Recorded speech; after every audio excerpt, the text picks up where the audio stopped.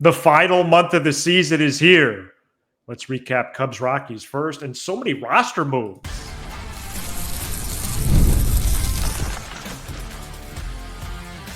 You are Locked On Cubs, your daily Chicago Cubs podcast, part of the Locked On Podcast Network, your team every day. You are Locked On Cubs, part of the Locked On Podcast Network, your team every day. Alongside Sam Olber, I'm Matt Cozy. Sam and I are lifelong fans, taking our passion into discussion with you on all things Cubs. Today's episode is presented by FanDuel. Football season is here. Visit the FanDuel app today and start planning your futures bets now. So much to get to on this Monday show. Mondays are typically like that, only a few more Mondays of the regular season. Appreciate everybody joining us today, audio and video. And the Cubs won the first two games of the series against the Rockies, had a chance at the sweep Sunday after Ian Happ hit a game-tying 3-run homer. But Daniel Palencia gave up the winning run in the ninth as the Rockies scratched out the final game. Sam, first thoughts on this series? Unfortunately, just exactly how you would think it would go based on how this team has played for a while. You felt like they'd have one offensive explosion, and then you felt like they would have two battles, and probably one of them wasn't going to go your way. I mean, that's just been the pattern for this team. I didn't think they did enough offensively. I know they scored 11 on Friday. That was great. 4 on Saturday, did not meet my goal of scoring 5 in each game. And then, Happ had a huge weekend. Kudos to him. He hits the 3-run homer to kind of mask what was a real subpar offensive effort on Sunday. I wasn't pleased. I wasn't pleased with the weekend. I know that sounds a little bit harsh, but you sweep this Anaheim team and you think, man, I mean, you're set up. I mean, we were talking about it. 8 out of 10. Now we're set up. Maybe they go 6-3, 7-2 on the trip, whatever it is.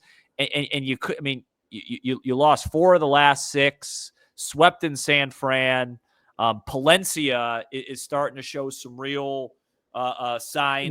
Concerning signs. Yeah. And we'll talk about Boyd. I'm not there with him, but it's just good for you.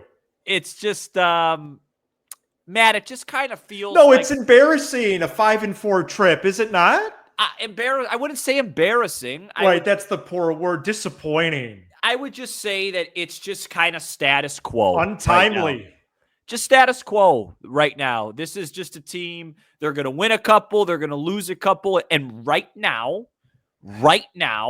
it's just very hard to see them putting together a long run in October with the evidence that we have over the last couple of months. Yeah, this series will not quell my excitement for the final 25 games for the month of September for Craig Counsell, as they used to say up north.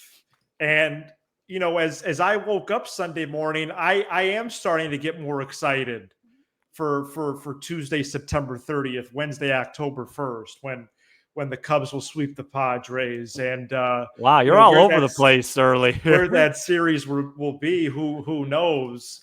But the totality of the trip is really what I'm looking at, this 9-game pocket. I wasn't banking on the sweep because Coors is such a weird park. Granted, Palencia twice on the trip, once to salvage a series, once to sweep a series, couldn't get them to the 10th. And I think it is time to shuffle things up a little bit there. Not major, but whereas Brad Keller has been he's been a top 5 player on the team the entire year. So I think it's time for him against the Braves. Okay, you get the 9th, Palencia gets somewhere earlier. And there was positives. There was positives from this series. There was positives from the trip, namely Kyle Tucker, who finished the trip with a .438 batting average. We can get into that. But Matthew Boyd Sunday, Sam, the Cubs have seemingly their number 1 against the worst team in baseball. Yeah. And they lost the series. Boyd now with 3 starts in a row of 5 runs or more. And I think my question is this: after throwing sparingly the last several years, could Boyd be hitting a wall with almost 160 frames to his name? Yeah, and I think that's going to be the big question. And I talked about this solo on Tuesday because I talked about it like, okay, he didn't have a great start against Milwaukee, then he didn't have a good start against the Giants. Now he didn't have a good start against the Rockies. And so it seems fair. But if you watch the game, there wasn't a whole lot. It was a lot of Coors Field type stuff. Because of the bigness of the park? Yeah, just a lot of bloops. And I just didn't think – I don't think he looks like a pitcher that's fatigued. Okay. I think he's a pitcher that has gotten some bad results. Now, if this continues, then it doesn't matter how he looks. It's about results. But I just, I watched the game. I was watching the game today, and it just didn't feel like a guy that wasn't in control. It just felt like maybe it's a little bit more instead of fatigue. Maybe it's just a little bit of regression in terms of, batted ball stuff. I didn't feel like he looked bad to me. I disagree. He's inefficient. He's not as sharp with the breaking stuff. Yeah. And they need to get back to the lab this week at Wrigley. How many pitches did he throw today? Threw 90 plus. In 6 innings. I mean, that's not horrible. Right. But yeah, I mean, I'll tell you what drove me crazy. All right. I'm trying to remember what inning it was. I have it right in front of me. I think it was the 4th. It was a man on third, 2 outs, 0-2. I want to say it was Arcee at the plate, and he throws a pitch exactly where Kelly wanted it, up and in, right on the corner, 0-2 in McGuire. Right where McGuire wanted it. In the biggest park in baseball, and guess what? He gets exactly what he wanted. Weak contact, and it falls. Why do you want that 0-2? Why do you want the ball in play 0-2? I never understood that method of pitching. It's mystifying. If it's 0-2 and there's a man on third with 2 outs and you're playing in Coors Field where when the ball's in play, it's a disaster, why are you throwing it? Then maybe there was a mistake in that pitch. It's got to be an unhittable pitch, 0-2. It just has to be. And for the Cubs to strike out at that park 12 times and 9 times against a guy, Gordon, whose ERA shrunk to an abominable 6.07 today. That's not a good enough offensive performance. It's just all around not good enough. Well, even with the Happ home run, is 9 runs and 18 straight innings good enough? Yeah, I mean, and it's not even just the runs; it's just the process. You right, the way they're getting to that result for sure. You can't strike out 9 times at Coors Field against a guy with an ERA over 6. I was shocked.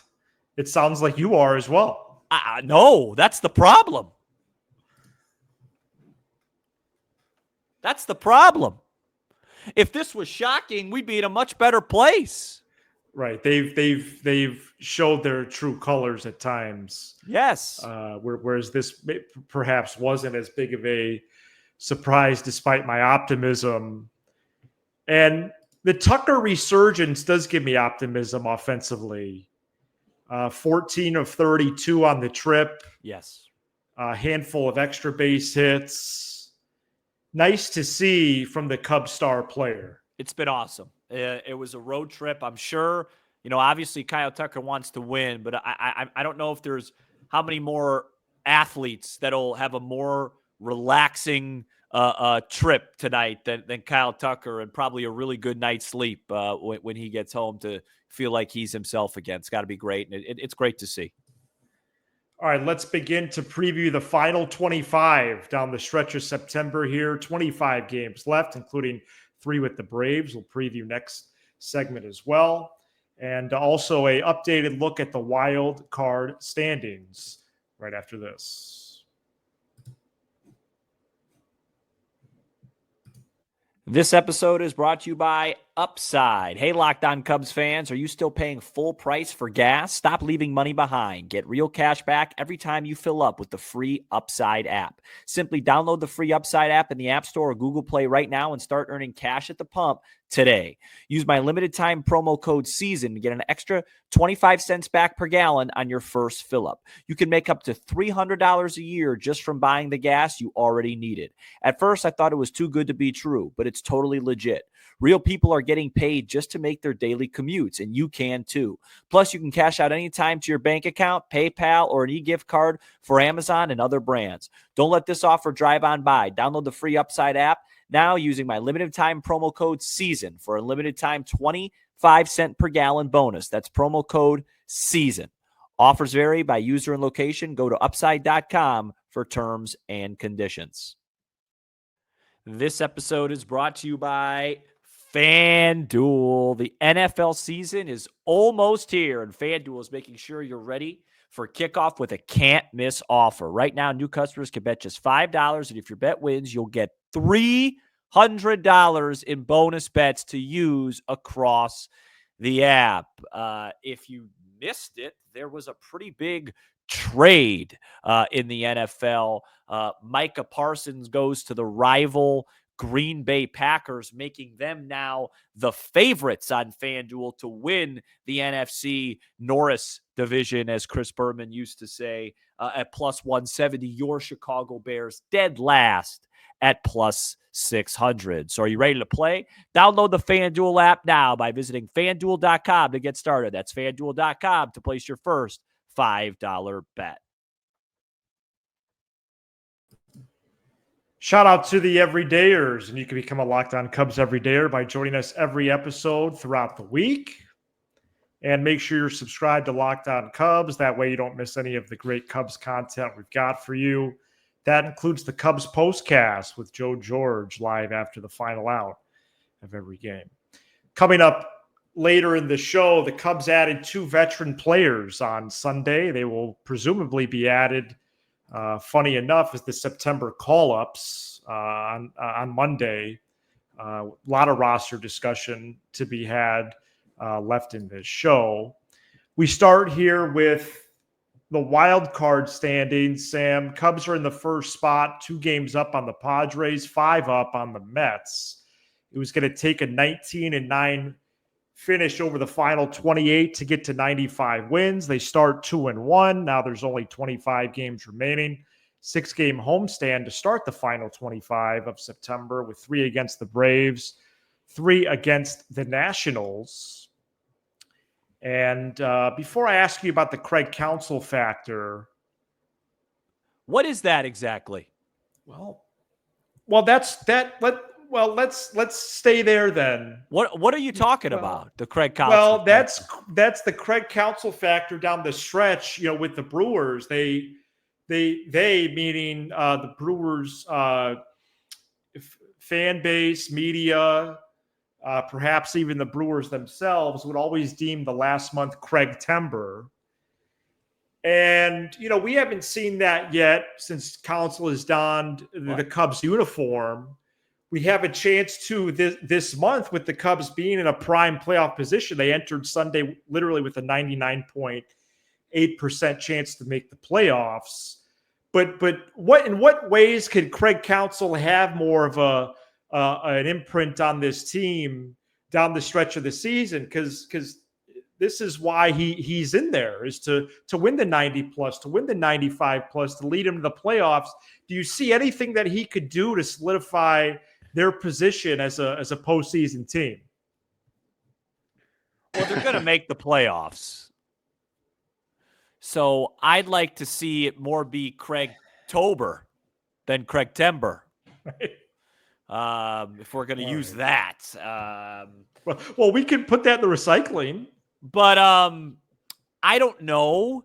My guess would be, you know, the only thing that I could pull out of the bag here would be that Craig is so cerebral, so practical when it comes to like arms and stuff, that maybe our arms would be fresher than others in September in order to perform well.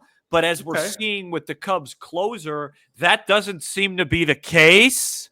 So I don't. Surprised that they went back to Palencia today? I don't know. I mean, I think Palencia is their closer, right?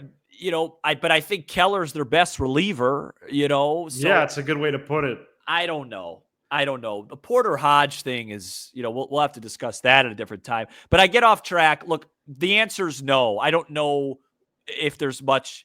Like, he is what he is at this point as a manager. He's a fine manager. I don't expect this team to go on some magical run because of him, if that's what you're asking. Right. Well, there are certainly things that I would like to see the Cubs take advantage of this month. And really, it's the schedule. Place where Counsell has no control over. Certainly, he could help with matchups and things like that. But really starting with the Labor Day game, Sam, the final checkpoint of the year, I do feel like they have to take advantage of this. This is a Braves team. Right now, the projected starters are Ray, Strider, Imanaga, Wentz, Horton, Elder. This is a Braves lineup that still has Acuna, Olsen, Harris, Baldwin, Ozuna, Albies, and Murphy. A bullpen, with ERAs beginning with a 0 for the month of August, with a foursome there. Iglesias, Bummer, Johnson, and Kinley all had ERAs that started with a 0 the last month. But those three starters, Strider, Wentz, and Elder, have given up a ton of contact, a lot of runs for most of the year, but especially the past month.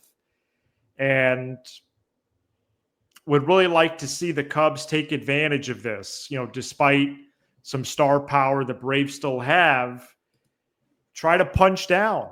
They're a team that's just playing to the back of the baseball card right now. They're finishing up the season. They could play a little bit of spoiler, especially, against these teams that are projected to make the postseason. But I just hope that this week, especially, they can make some hay and do what they're supposed to do, and that starts Monday. Yeah, I mean, it's a 6-game homestand. You'd love to see them win 5 out of 6. There isn't one series the rest of the year that sticks out that goes, well, they're probably don't have it, not going to win that series. I know. So you'd like to see them take advantage of it. You're just not seeing a really high level brand of baseball right now. And so it's hard to separate that from the schedule. But yeah, look, I'll say it like this. The best thing I could say, Matthew, is this. The Cubs in July and August and June, really, went from a team, in my opinion, that was, hey, this could be the best team in baseball, to, all right, now their best chance is to just get really hot and play well at the right time. And so guess what? The right time isn't now. So if they kind of keep just trugging along here, win the series they're supposed to win, you just hope that it flips at the right time, which would be starting, when's the first wild card game? You said the 30th? Yeah, Tuesday the 30th. There's that buffer day, Monday, no games. So starting Tuesday the 30th, that's when you want it all to come together. So that's the case. Like right now, we haven't talked about it yet. I mean, P. Crow-Armstrong's season is plummeting here. Yeah, it has been. It's plummeted. And this is a guy, people can laugh at me all they want and say how wrong I was. He was firmly an MVP candidate 2 months ago. Yeah. But his season has plummeted. And they're not. One of the reasons they had a real chance is because he was that. And Tucker was that. And Seiya was what he was doing. So you just, at this point, I know it sounds really weird, but my goal is for them to just keep trugging along, winning games that they're supposed to. It may not be pretty. And then in a few weeks, see if it all can come together. That's their best chance. Well, I had a similar thought in terms of getting hot at the right time as I was mowing the lawn Sunday. Yeah. What point in the calendar is that? Is that entering just the final week of the year, or would it be a little before that? It's a great question. Because I'd like to see them go 5-1 that last week at Wrigley, or even just the last series. I'd like to see them win Saturday, Sunday. It's an awesome question. And that's only 2 games. It's an awesome question, and there's no answer to it. There's two perspectives of it. Fun. There's 2 perspectives of it. Everything is so day to day, week to week in this sport. Do you want to just wait till as late as possible, or do you believe in the trend of the Cubs in late March, April, and May were awesome, and so if they in July, June, July, August they haven't been. So would it be just nice to just have a massive month of September, because the odds are that's going to carry into October? I'd probably lean there. Yeah, I would too. Or I would just take a traditionalist approach of when you would open up the newspaper, look at the standings. Hey, what have they done the last 10? Yeah. So with the 10 games to go, where are they at when they enter the wild card series on the 30th of September? But I mean, that prospect to me is something where I go, I'm excited to see how that unfolds and what kind of team this is as the last 25 games progresses, for sure. All right, I was surprised that the Cubs were active on Sunday. The last day you could add players from outside the organization. Carlos Santana and Aaron Civale are going to be Cubs on Monday when rosters expand. We get you those details next. Today's episode is brought to you by PrizePicks, the daily fantasy app where making the right call can actually pay off. You and I make decisions every day, but on PrizePicks, being right means cashing in. With football back, PrizePicks is the simplest and fastest way to get in on the action. Just pick more or less on 2 to 6 player projections, and you can turn your takes into real prizes, all in less than 60 seconds. It's quick, easy. It's going to be your favorite way to follow along with football. Josh Allen is being picked by a lot of outlets as the National Football League MVP this year. What about him the first week? More or less passing yards, more or less rushing touchdowns. You can also participate in flex play, so you can still double your money if one of your picks misses. Download the PrizePicks app today and use code LOCKEDONMLB to get $50 in lineups after you play your first $5 lineup. That's code LOCKEDONMLB for $50 in lineups after your first $5 play. PrizePicks, it's good to be right. And we also, for another week here on the show, want to bring your attention to the Locked On Podcast Network survey. This is your chance to tell Locked On what you like, what you don't, and answer questions about ads. Go to lockedonpodcast.com/survey to get started. Everyone who completes a survey will be entered for a chance to win one of 10 $100 Amazon gift cards. Again, that's lockedonpodcast.com/survey. You can also find the link in this episode description. On Sunday, the Cubs reportedly, with Aaron Civale, it's official, and then reportedly with Carlos Santana, have brought these 2 veterans into their team. We'll talk about that, as well as other roster moves, roster crunches, roster projections. On Monday, with September call-ups, we thought the Cubs would call up prospects, minor leaguers, but it does seem like one way or another, it's going to be these 2 veterans that are actually going to be the call-ups in Santana and Civale. Let's start with Santana, Sam, who is a curious fit on a roster that already has Michael Bush, Justin Turner. Santana does hit from both sides, 39-year-old veteran, slashed only 225, 316, 333 this year with the Guardians. He has been better this year against righties than lefties. Also plays pretty well still defensively at first base. Just last year, he was pretty good. Hit 23 homers in 150 games with the Twinkies. And maybe the postseason is a factor here, or a main one, because in 6 of his 16 years, he has appeared in the postseason. Sam, please help me make sense of this move.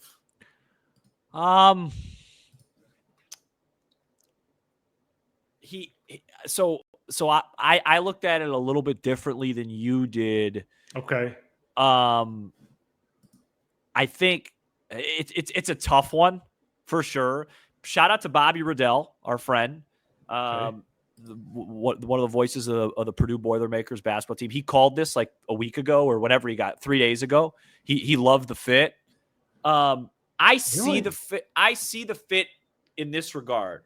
In his career, he has an over 800 OPS versus lefties. Okay. And he's a much better dependable glove at first than Turner would be. So it gives you a little bit of flexibility there. So let's say hypothetically, it kind of demotes Turner to a pinch hitter only now. He's a pinch hitter only in a certain spot. Sure. And then once he pinch hits, then Santana takes over for him, and you feel more dependable there. That sounds right. He's historically got a really good eye at the plate. It's just a lot. So it basically means, you're so much better than this year. Well, we're about to do a projection, so we're going to answer my questions. Yeah. It's just kind of a lot with all the players. Right. I don't know where everybody fits, but him in a vacuum, guy with postseason experience, World Series experience. Yeah. He's been around the block, that's for sure. Yeah. So I think that it's a weird one. It's a weird one, but I see it, and I'm interested to see how he's used. I think it's a little bit more defensive than anything else. That's my gut. I could see at least initially. So Bush starts, the lefty comes in, Turner pinch hits, then Santana finishes the game at first. Something like that, yeah. But what could get interesting here is if Santana just passes Turner. That's in the playoffs, Turner is just the vibes guy in the dugout. He's like a coach. And Santana makes the roster and Turner doesn't. And then you have room for maybe an Alcantara or something like that instead. Or if you want to keep 3 catchers for some reason, if Amaya comes back healthy. But right now, I see it like, okay, Bush to Turner to Santana, all in the same line of the lineup. Right. Or the next lefty the Cubs face, which I believe is Tuesday. Well, yeah. Does Santana start? Well, and that's the one other point I wanted to make. The Willie Castro trade has not worked out. Not even defensively, you think? Yeah, and I just don't think they like it. Just had he just doesn't. He's just not hitting. So is he not a lock then for the playoffs? Yeah, I don't know. Okay, it's just not working out, and so now maybe this is another alternative option into that, because if this guy's getting interesting, man, real playoff at bats, we got a problem. I mean, he makes Jamer Candelario look like a Mickey Mantle. Okay. The 1956 Triple Crown award winner Mickey Mantle. I believe he had 356 that year with 52 home runs and 130 driven in. And that's what Candelario looks like compared to Willie Castro. Yeah, he's made virtually no impact besides that assist from right field. Great. 10 days ago. The Cubs also picked up Aaron Civale on Sunday. This is also a curious fit, considering Aaron Civale has not made one appearance in the regular season out of the bullpen. 89 innings for the Brewers and White Sox this year. Civale has a 5.26 ERA. Just his last 2 starts, he's allowed 9 runs on 9 hits and 9 2/3 innings, 5 walks, 9 strikeouts. He does have 3 career postseason innings combined with the Guardians in 22, Brewers last year. The Civale one really seems like a depth move. I don't see why he would make a playoff roster as a starter reliever, at least not right now. This one was even more, not troubling would be an exaggeration, but this one was more puzzling for me because they already have depth. Well, what's up with Soroka? But Soroka is supposed to throw, I believe, to live hitters on Tuesday. So he's still weeks away. Well, but a couple weeks, that's not a lot. The reason why this is weird, and you say like a lot, is because, okay, Porter Hodge comes up Sunday. Jordan Wicks gets sent out. They might swap Hodge out on Monday for a fresh arm. As they and should. That's independent of the call-ups. As they should. Also independent of Santana and Civale, I think, is Owen Casey. I think Casey gets swapped Monday for Kevin Alcantara, who's already on the 40-man. I got a headache. And Casey goes back down. He plays every day.